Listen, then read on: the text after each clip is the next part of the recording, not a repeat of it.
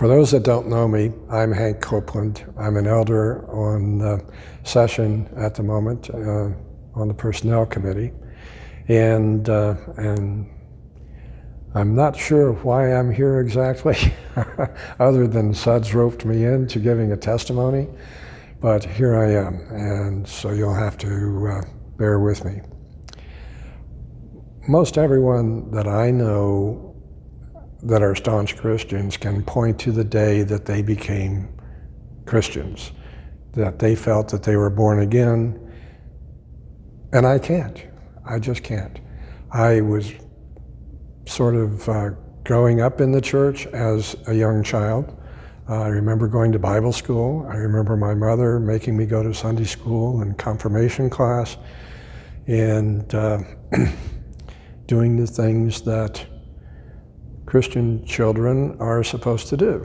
And in confirmation class, for example, the only thing I remember out of that is they made me memorize the Apostles' Creed, which was hard for me at that age, but I did it and I was proud of it.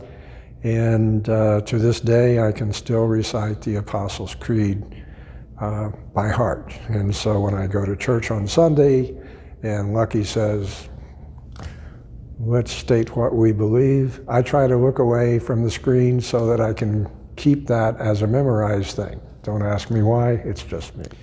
I moved here with Marilyn in 1994, and we decided to shop for churches, and this was the first church we came to. We never made it to another church. We were so impressed with this congregation and with the spirit of giving that this church has. And we were also impressed with Lucky and with the staff, but I won't say that we came here solely because of that, because it really was the warmth of the congregation which attracted us. And in my view, I think it's important that we think about that as we move into a new era for our church. Anyway, the reason that I had moved down here was because I had gotten hooked on sailing. And I had a sailboat that I could sail in Northbrook or Chicago for about 4 months out of the year and no time else. So I felt that I needed to be somewhere that I could sail much more. And this was a wonderful place to live, and I've never regretted making that decision.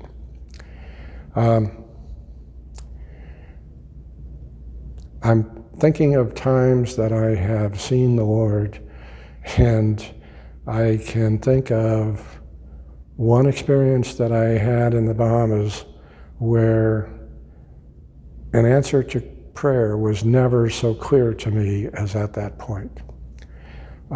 We had sailed to the Bahamas, and we're 200 miles from home, and through my own stupidity, I managed to put the sailboat on the rocks.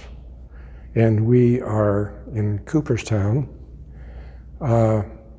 Abacos, and there are no towing services anywhere around. There's no help to be had other than perhaps other sailboats or other power boats that might be in the vicinity. And people do help each other get out of these circumstances if they can.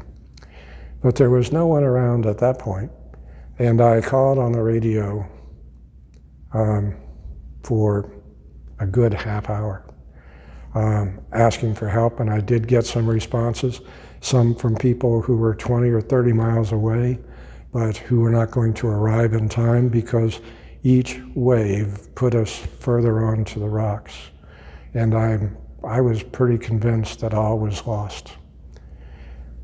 So I said one last prayer out loud to Jesus. Please, God, I need you.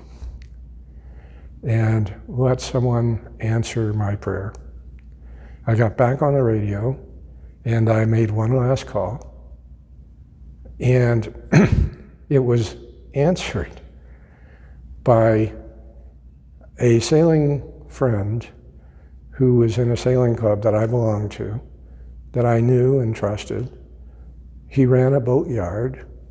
He had a small sailboat, which couldn't possibly help me, but he happened to be on a borrowed boat, which had a dinghy that had two 300 horsepower engines on it.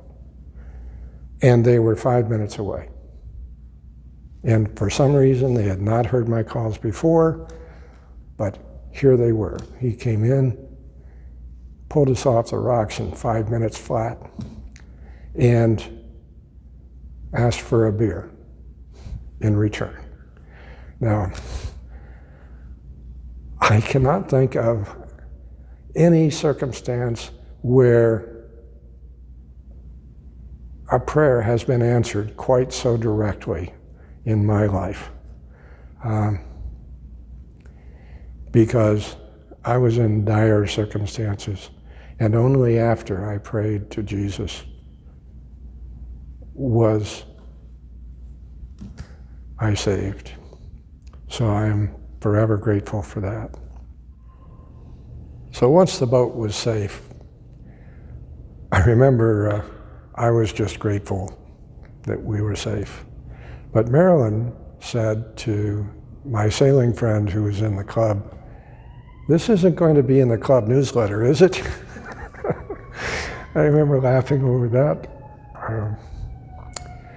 It wasn't too long after that Marilyn was diagnosed with stage 4 breast cancer.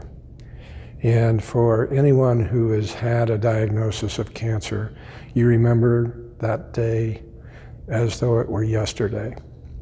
And it was probably one of the toughest days of my life, just going through it with her. But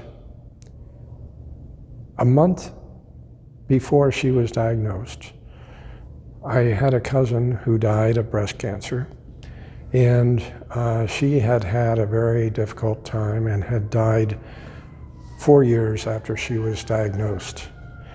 So Marilyn and I sat down and prayed that we might have 4 years, but perhaps they would be good years. And we fervently prayed that to Jesus, and I remember Marilyn in every instance saying, "If it be thy will," because she had submitted her life to the Lord. And we went to the healing service from then on.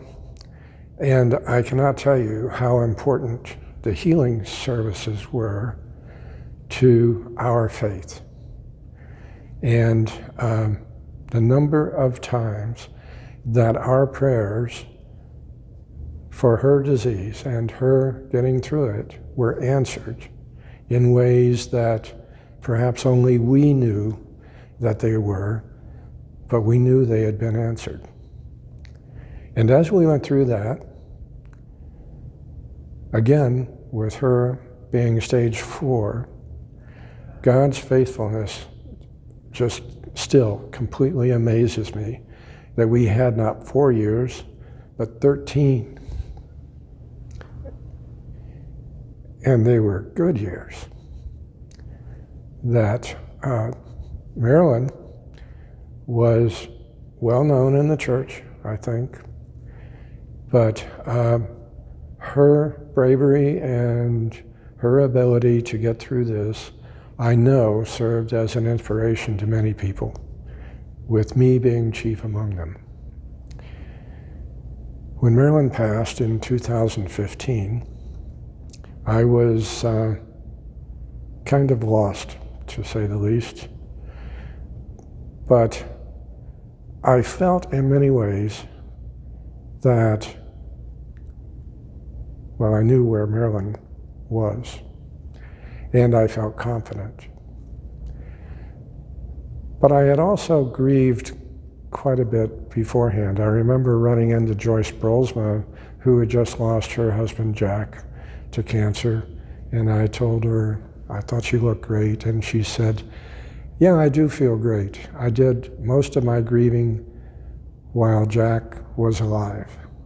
And I remember thinking, you know, that's exactly the way that it was with me and Marilyn. I can remember many instances where I grieved even as she lived, and I would have a private moment, and it would help me get through it.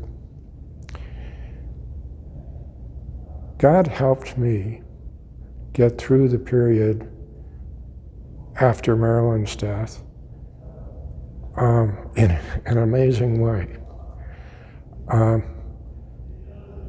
I had met Linda at one or two club events, sailing club events, and she was seriously dating a friend in the sailing club who was struck with an immense heart attack 1 week before Marilyn passed away of breast cancer. And about a month after that, I saw Linda at an event, and I asked her to lunch to just compare our experiences and talk. Well, lunch turned into 3.5 hours. And there were so many coincidences in our lives that I honestly feel that God had a big part in that meeting. And to make a long story short, Linda and I became man and wife a 1.5 years later. And I am grateful to God and His faithfulness to me that two women like Marilyn and Linda loved me in spite of myself.